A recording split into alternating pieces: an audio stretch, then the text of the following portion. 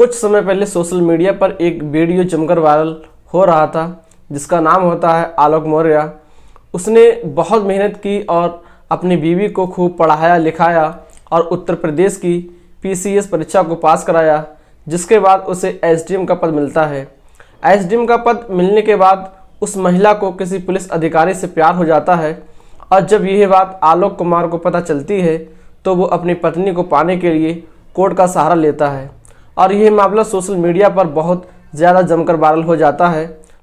आज की जो कहानी मैं आपको सुनाने जा रहा हूँ, इस कहानी में भी कुछ ऐसा होता है। इसमें कानून का सहारा ना लेकर एक अलग तरीके का सहारा लिया जाता है, यानी कि अपनी मोहब्बत को, अपने प्यार को पाने के लिए एक कत्ल कर दिया जाता है। ना केवल सिर्फ एक कत्ल किया जाता है बल्कि कई जिंदगी पूरी तरह से बर्बाद होने की कगार पर आ जाती हैं। आदाब, नमस्कार, सत श्री अकाल। मैं मोहम्मद आरिफ।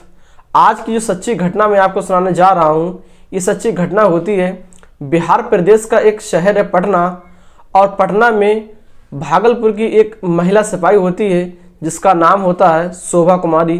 कोतवाली थाना क्षेत्र के स्टेशन रोड स्थित होटल मीनाक्षी के कमरे में पत्नी की गोली मारकर हत्या कर दी जाती है। इसके बाद पति फरार हो जाता है। होटल वाले ने घटना के 2 घंटे बाद पुलिस को सूचना मिलती है। महिला की पहचान जहानाबाद के काको थाना क्षेत्र के साइदाबाद की निवासी होती है, जिसकी उम्र लगभग 21 साल की होती है। महिला सिपाही के पति की भी पहचान जहानाबाद के साइदाबाद निवासी 28 वर्षीय गजेंद्र कुमार के रूप में होती है।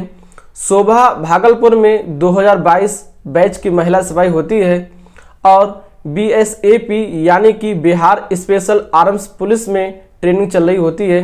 वह दुर्गा पूजा में ड्यूटी के लिए पटना में आई थी। पटना शहर में 16 अक्टूबर को ज्वाइनिंग थी। पति ने महिला सिपाही पत्नी को पहले बेरहमी से पीटा, फिर सिर में गोली मारकर हत्या कर दी जाती है। हत्या की सूचना के बाद मौके पर DSP law and order Krishna Murari Prasad और कोतवाली थानेदार संजीव कुमार पहुंचते हैं। इसके बाद पूरी टीम को बुलाया जाता है। शनिवार को पोस्टमार्टम के बाद पता चलता है कि महिला को कितनी गोली मारी गई हैं और कहां पर चोट लगती है। पुलिस ने कमरे से महिला सिपाही के सामान, मोबाइल को जब्त कर लिया है और एफएसएल की टीम ने बेड, दीवार, बेसिन, टेबल और दरवाजे से कई सारे सैंपल इकट्ठे कर लिए हैं और जांच के लिए भेज दिया जाता है। एसपी वैभव शर्मा बताते हैं कि पति कुर्था में कोचिंग चलाता है। दोनों की शादी 4-5 साल पहले हुई थी।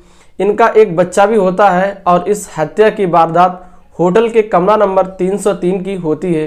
फर्श पर बेड के बल शोभा का शव पड़ा होता है, जिसके शरीर पर कोई भी कपड़ा नहीं होता है। कमरे में खून बिखरा पड़ा होता है। सीलिंग पर खून की छींटें होती हैं। टेबल पर पति गजेंद्र द्वारा लाया गया बैग और सिपाही का झोला भी होता है। महिला सिपाही की हत्या की प्लानिंग उसके पति गजेंद्र ने कुछ दिनों पहले ही कर ली थी। उसे जैसे ही इस बात की जानकारी होती है, उसकी पत्नी की ड्यूटी पटना में लगी है, वह अपने नापाक इरादों के साथ वहां पर पहुंच जाता है। शोभा कुमारी 16 अक्टूबर को पटना आई थी। उसी दिन उसका पति गजेंद्र भी अपने कैंसर पीड़ित पिता की दवा लाने के नाम पर जहानाबाद से निकला और गजेंद्र ने 1.5 घंटे के अंदर ही पत्नी की हत्या करके फरार हो जाता है, जिससे पुलिस को शक होता है और सीसीटीवी में पाया जाता है कि गजेंद्र के कंधे पर एक बैग है। उस बैग को भी वह होटल के कमरे में ही छोड़कर फरार हो जाता है। होटल के संचालक ने बताया कि गुरुवार की देर शाम को करीब 6:38 पर गजेंद्र होटल आया और एक कमरा बुक किया और वो अपनी पत्नी के साथ कमरे में रहने लगा।